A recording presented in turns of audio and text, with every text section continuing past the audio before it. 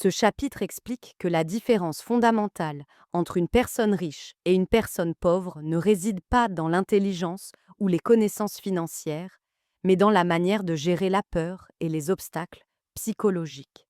Même lorsque des individus maîtrisent les bases de la finance, beaucoup échouent à atteindre l'indépendance financière à cause de 5 freins majeurs. La peur, l'incrédulité, la négligence, les mauvaises habitudes et l'arrogance. Le chapitre se concentre surtout sur la peur, le doute et la négligence, en montrant comment ils empêchent les gens de bâtir des actifs générateurs de revenus. La peur de perdre de l'argent est universelle. Personne n'aime perdre, y compris les riches. La différence est que les personnes fortunées acceptent la perte comme une étape normale de l'apprentissage et du succès. À l'inverse, beaucoup de personnes pauvres évitent tout risque, au point de ne jamais investir et donc de ne jamais perdre ni gagner. Ce n'est pas la peur elle-même qui pose problème, mais la façon d'y faire face. La richesse dépend de la capacité à affronter l'échec, à apprendre de ses erreurs et à continuer malgré les pertes. L'auteur illustre cette idée à travers la mentalité texane, caractérisée par une attitude audacieuse face aux risques. Les Texans acceptent les grandes victoires comme les grandes défaites et transforment leurs échecs en source de motivation. L'exemple du fort Alamo, une défaite militaire devenue un symbole de fierté et un cri de ralliement, montre que l'échec peut être transformé en force. Selon cette vision, les gagnants s'inspirent de leurs échecs, tandis que les perdants s'en trouvent paralysés. Une idée centrale du chapitre est que la douleur de perdre de l'argent est souvent plus forte que le plaisir d'en gagner. C'est pourquoi la majorité des gens ne réussissent pas financièrement. Ils jouent pour ne pas perdre plutôt que pour gagner. Cette mentalité conduit à des investissements excessivement prudents, comme les portefeuilles équilibrés, qui offrent une sécurité relative mais peu de potentiel de croissance. L'auteur affirme que pour devenir riche, il faut d'abord être concentré plutôt qu'équilibré, comme l'ont été des figures telles que Thomas Edison, Bill Gates ou George Soros. La concentration permet de faire de grands progrès, tandis que l'excès de prudence maintient les gens au même endroit. Le chapitre aborde ensuite l'incrédulité, symbolisée par l'image du poulet froussard qui crie que le ciel va tomber. Les doutes intérieurs, je ne suis pas assez bon, et si tout échouait, combinés aux peurs véhiculées par l'entourage et les médias, paralysent l'action. Ces peurs, qualifiées de bruit, empêchent de voir les opportunités, surtout en période de crise, alors que ce sont souvent les meilleurs moments pour investir. À travers des exemples concrets, notamment en immobilier et en bourse, l'auteur montre comment les doutes et les conseils de personnes non expérimentées font rater des occasions majeures. Les incrédules critiquent au lieu d'analyser. Or, l'analyse ouvre l'esprit et permet d'identifier ce que les autres ne voient pas. La clé de la réussite consiste à dépasser les « je ne veux pas », réparer des toilettes, perdre de l'argent, prendre des risques, et à trouver des solutions intelligentes, comme déléguer ou utiliser des outils financiers adaptés. Enfin, le chapitre traite de la négligence, souvent déguisée en suractivité. Beaucoup de gens se disent trop occupés pour s'occuper de leurs finances ou de leur santé, alors qu'ils évitent inconsciemment des problèmes importants. Le remède proposé est une forme d'avidité positive, reconnaître ses désirs profonds et les utiliser comme moteur de changement plutôt que de les refouler par culpabilité. En conclusion, ce chapitre montre que l'indépendance financière est moins une question de technique que d'attitude. La peur, le doute et la négligence sont les véritables obstacles à la richesse. Les gagnants apprennent à utiliser l'échec comme un levier, à analyser plutôt qu'à critiquer et à rester concentrés sur leurs objectifs. Surmonter ces barrières intérieures est la condition essentielle pour bâtir des actifs, sortir de la foire d'empoigne et accéder à la liberté financière. Dans ce chapitre 8, l'auteur insiste sur une idée centrale: les opportunités financières sont partout, mais la majorité des gens ne sont pas entraînés à les voir. Devenir riche n'est pas une question de chance, ni de facilité, mais de préparation mentale, d'éducation financière et de passage à l'action. Comme apprendre à faire du vélo, l'investissement paraît difficile au début, puis devient de plus en plus naturel avec l'expérience. Cependant, lorsqu'il s'agit d'argent, Les hésitations, les peurs et le manque de détermination bloquent la plupart des individus. L'auteur affirme que chacun possède en lui un génie financier inné, mais que celui-ci est souvent endormi par la culture dominante. Dès l'enfance, la société enseigne que l'amour de l'argent est mauvais, qu'il faut choisir une profession stable et travailler pour gagner de l'argent, sans jamais apprendre à faire travailler l'argent pour soi. Les individus sont encouragés à consommer, à emprunter et à compter sur l'État ou leur employeur pour leur retraite. Cette absence d'éducation financière condamne les générations futures à répéter le même schéma. À travers l'exemple d'un chercheur d'or au Pérou, l'auteur illustre sa conviction: il y a de l'or partout, mais seuls ceux qui ont développé leur intelligence financière savent le reconnaître. En immobilier, certains reviennent avec plusieurs excellentes affaires potentielles, tandis que d'autres ne trouvent rien au même endroit. La différence réside dans la formation, l'observation et l'état d'esprit. Pour aider le lecteur à réveiller son génie financier, l'auteur présente plusieurs étapes clés. La première consiste à trouver une raison profonde, plus grande que soi. Beaucoup de gens disent vouloir être riche, mais abandonnent dès que le chemin semble trop long ou trop difficile. Sans motivation émotionnelle forte, les sacrifices nécessaires paraissent insupportables.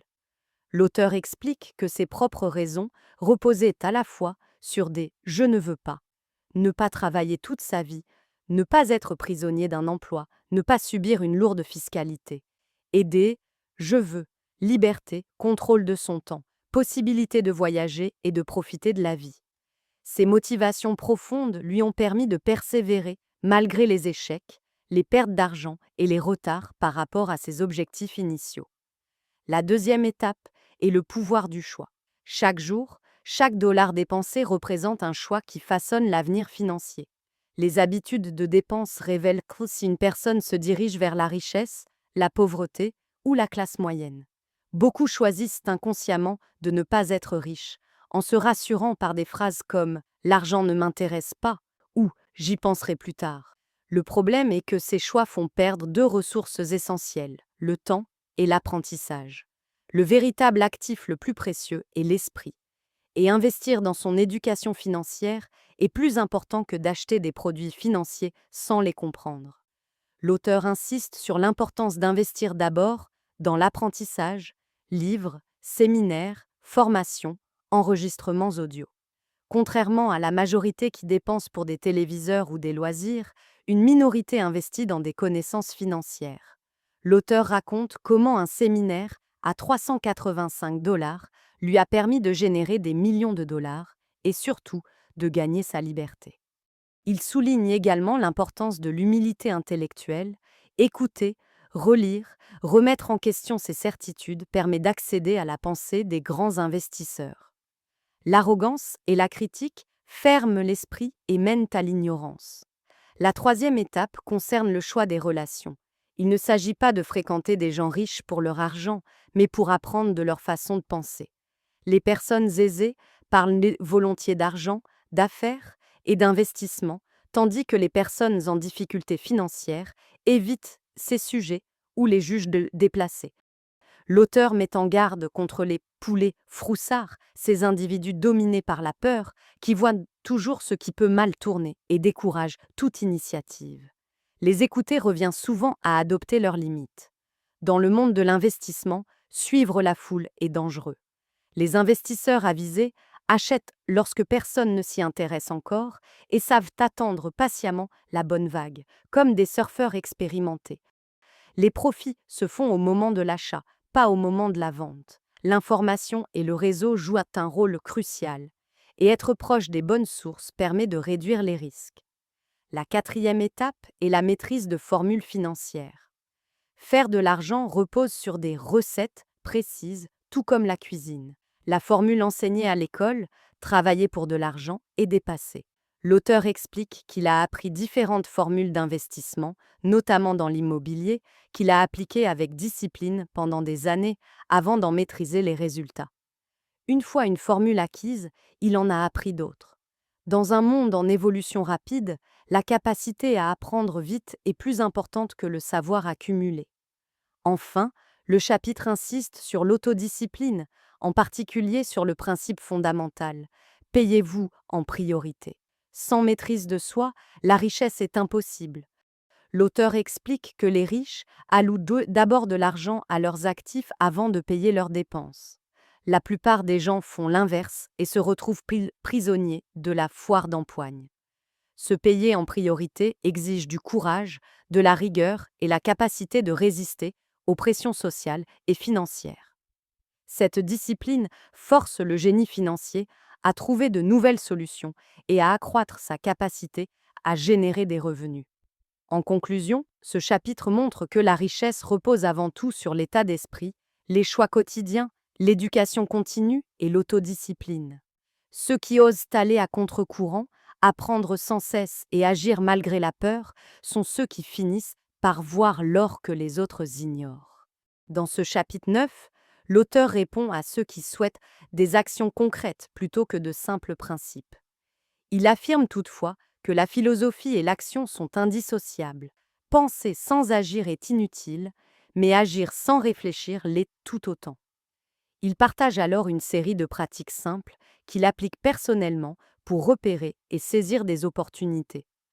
La première consiste à s'arrêter et à évaluer ce qui fonctionne ou non, car répéter les mêmes actions en espérant des résultats différents est une forme de folie.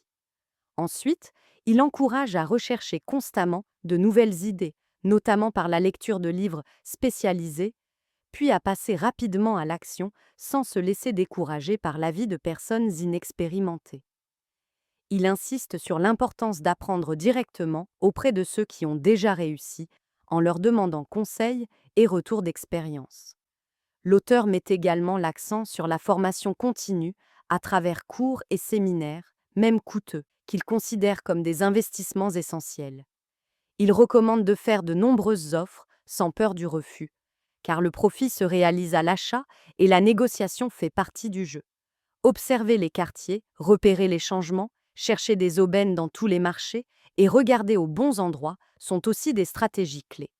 Enfin, il prône le fait de penser grand, d'apprendre de l'histoire et de toujours privilégier l'action. Selon lui, seule l'initiative et la pratique permettent d'accéder aux opportunités et aux récompenses financières.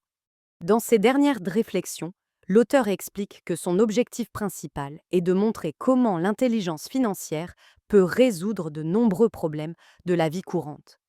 Il critique les schémas traditionnels: travailler dur, épargner, emprunter et payer beaucoup d'impôts, qui, sans éducation financière, limitent les possibilités. À travers l'exemple concret d'un ami souhaitant financer les études universitaires de ses enfants tout en préparant sa retraite, il démontre qu'une stratégie intelligente peut transformer une petite somme initiale en revenus importants. En utilisant l'immobilier, des montages financiers adaptés et le réinvestissement des gains, cet ami a progressivement bâti des actifs générateurs de revenus sans s'endetter excessivement. L'auteur insiste sur l'idée que l'argent est avant tout une question d'état d'esprit. Il ne faut pas attendre d'avoir beaucoup d'argent pour investir, mais développer ses connaissances et commencer modestement. Selon lui, la réussite financière dépend moins du travail acharné que de l'apprentissage, de la discipline et de la capacité à faire travailler l'argent pour soi.